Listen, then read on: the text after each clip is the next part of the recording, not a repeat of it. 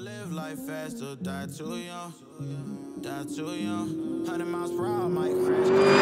Need a good die young. Push it to the limit, I can't go no more. Red light, no way, I'm coming back. So who doesn't love some good carbon fiber? Today is that day that we are in fact starting the conversion of the ZL1. We are in fact converting it from my base ZL1 to the 1LE. I'm obsessed with that aesthetic, the aggressiveness, and we're in fact starting that process today with a carbon fiber Big Wang. Yes, we're in fact joining the Big Wang gang today with this amazing piece of carbon fiber. Guys, it's been such a fun weekend. I've gotten so much done this weekend. The OG put in work. We actually had a full pallet load of paver stones in the rear. I think I maxed out the load capacity, but we spent about 8 hours yesterday putting paving stone down in the back corner of my yard. Yes, because like 99% of real men all across the United States, I absolutely hate my HOA. If you can't tell, we have actually a shed right here, which is just against my HOA regulations.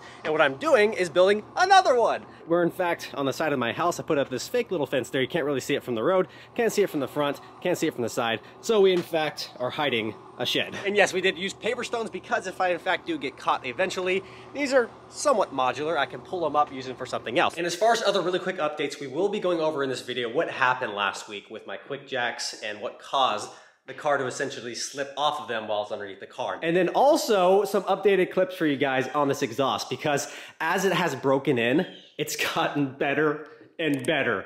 And speaking of better, it's time to wake up all my neighbors.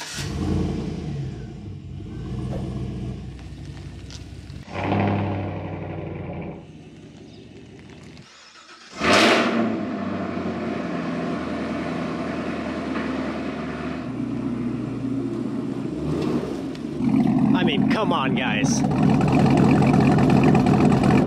It's so good.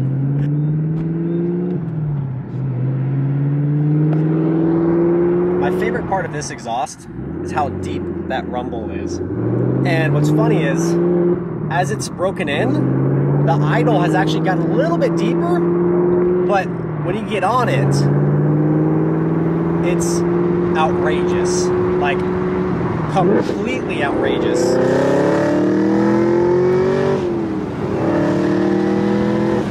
Woo! Even the throttle down in between gears, I'm not going to be bang shifting.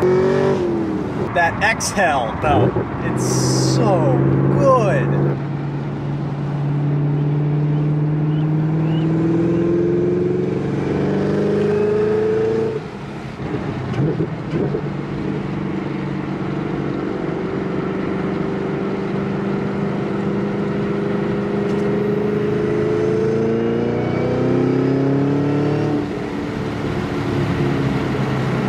Does it get any better than that? I'm sorry, when electric cars finally completely roll out, no one has internal combustion engines anymore, that's gonna be a huge missing void.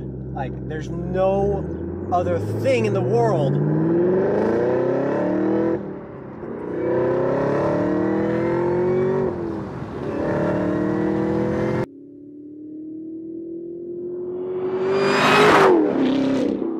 there is nothing in the world that can take the place of that. Nothing.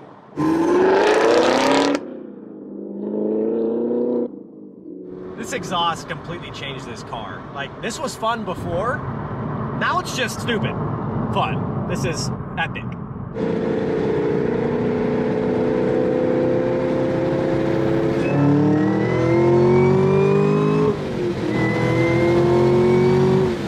Woo! That'll wake you up in the morning. All right, AWE tuning. This is the best sounding ZL1 I have ever heard. This is gonna be bad because I'm gonna get in trouble now. Not only is this car fast, I am now very noisy. That car looks good, doesn't it? All right, we got the ZL1 pretty much ready to go. We're gonna work right here. But essentially what's gonna happen now is the stock ZL1 wing is coming off of the car. We're gonna take one last look at it because it's a good looking wing. It is. It is a very nice aesthetic piece of the car, but the aggressiveness I'm going for, and because I have seen the 1LE wing and realized how good it looks, we are upgrading to the 1LE. Not only that, it's full carbon fiber. Full one-piece carbon fiber wing from Anderson's Composites. No, this is not the GM factory wing, partially because the factory GM wing, it's very well built, but it's also $5,000. This is aftermarket, one-piece carbon fiber wing, and yeah, this bad boy's going on. This should be a pretty straightforward install, but also every time I say this should be relatively simple, it never is.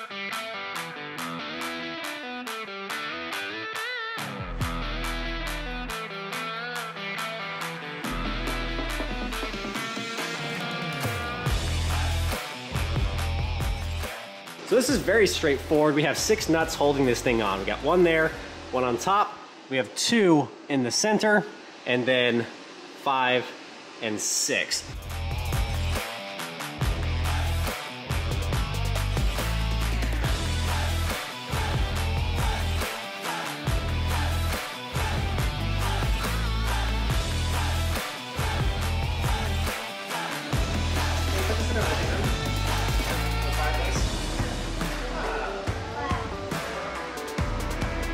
Oh, it's getting warm in here. What do you guys think? Should we leave her wingless? It looks so silly. One thing to note is that it actually has the 2 nuts holding it in, but also has this 3rd hole because there's a white plastic clip. Here in the middle of the 2 bolts, we have this white plastic piece. I took a screwdriver, just pressed it in, and it popped out. So now it's also helpful to have extra hands to ensure that it doesn't fall into your car. But on the bottom of the stock wing is this like 3M-ish tape. Very tacky, very sticky. I'm gonna use this with my new 1LE wing because there's nothing underneath that wing. Guys, watch this car transform with this one little piece. As tall as I am. So because the 1LE wing uprights don't line up with the stock ones, I'm gonna polish it out because the edges are all etched in. And so I got my orbital polisher. We're gonna polish the trunk lid while I can. It's easy to access, clean this all up, and then we'll get the new one on the front.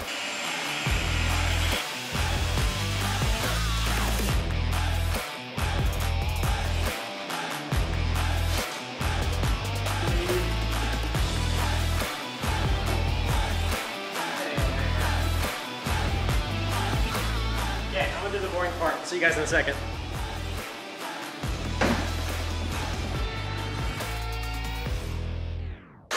It looks so good. Guys, we will go over in detail or give you a nice reveal of the new big Wang here in just a second. But I wanted to go over in detail what happened last week. Given the engagement on our last video, I wanted to go over very specifically what happened when my car fell off or what caused it to slide off of my quick jacks. I've been using these quick jacks for 2 years. Absolutely love them. And that actually was not the failure point. It's actually the material that was being used to lift the car up. If you missed last week's video, here is the footage. So what happened over the course of an hour and a half is the car slowly shifted to the right at a rate that really the naked eye couldn't tell. It was only after reviewing the footage afterward on a time lapse that I saw what actually transpired, and it was terrifying.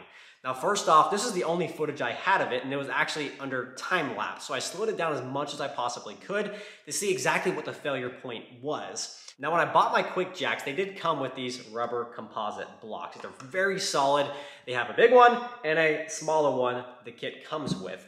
Now, what I had the car up on was actually the larger blocks. I wanted as much space between the car and the ground as possible in order to work that exhaust in. And what happened was when I lifted the car up, I did the redneck shake. You shake the car violently to ensure that it's secure. But it was over the course of an hour and a half that these actually began to deform. They're very hard and solid, but with a lot of pressure over an extended amount of time, they will begin to flex and deform. And that is what happened. The failure point, which unfortunately is the combination of our pinch weld lift and the rubber block. At the pinch weld, this slides in real nicely, it is secure, but there is some ability to articulate back and forth. And on top of this block, slowly but surely, the rubber began to deform to a point where it just eventually slid off and landed on the stands I had underneath the car. Now, if you guys do not use stands under your vehicles while you're working under them, here is my message to you. Throw the stands under there. I do it for video's sake because I get murdered in the comments when I don't put stands down there.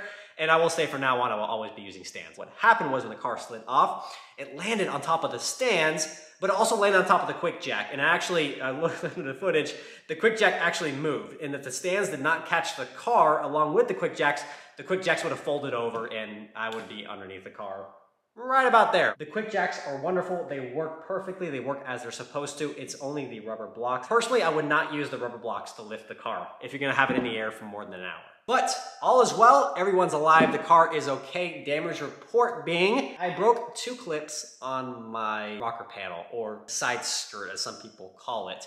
So I do need to find some time to pull that off of the car and see where these clips go. Besides that, where it folded right back to where it was. So the memory works great on it. It actually has PPF on top of it, so there's no scratches. I got really lucky.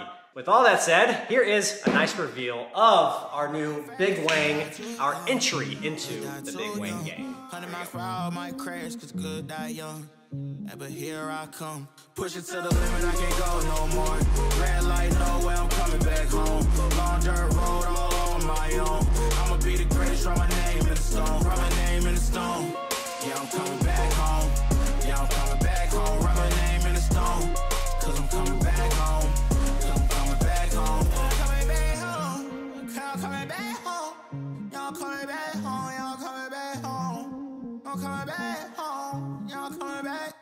Push it to the limit, I can't go no more. Red light, no way, I'm coming back home. Long dirt road, all on my own.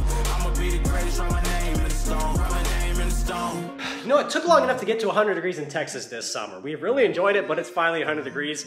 That means it's like 115 in the garage. But it was all worth it because this wing looks phenomenal. This surprises me that GM from factory puts a wing like this on a car. I'd never thought Chevrolet would be ever one of those, but I'm so happy they did. I have been looking at 1LE wheels, potentially going a little bit wider because I really do like that poke the 1LEs have versus the base ZL1s. But we also have the option of running some very small spacers up front and in the rear and putting a wider tire on this rim. So let me know in the comments below, should we go for the 1LE wheels, which are satin black, so just be black, black, black, black, black, black all over the car?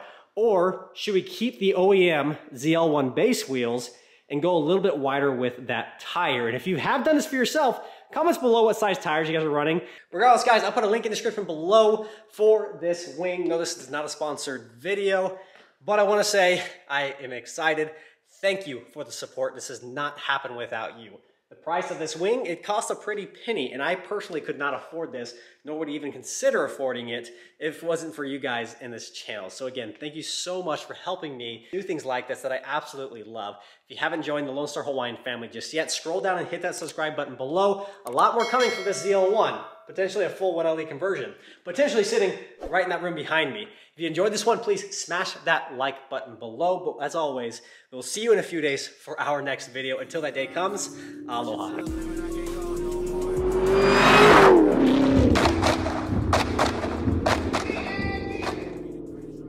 All right, for those of you who stuck around for just another minute, here is the carbon fiber in the sun.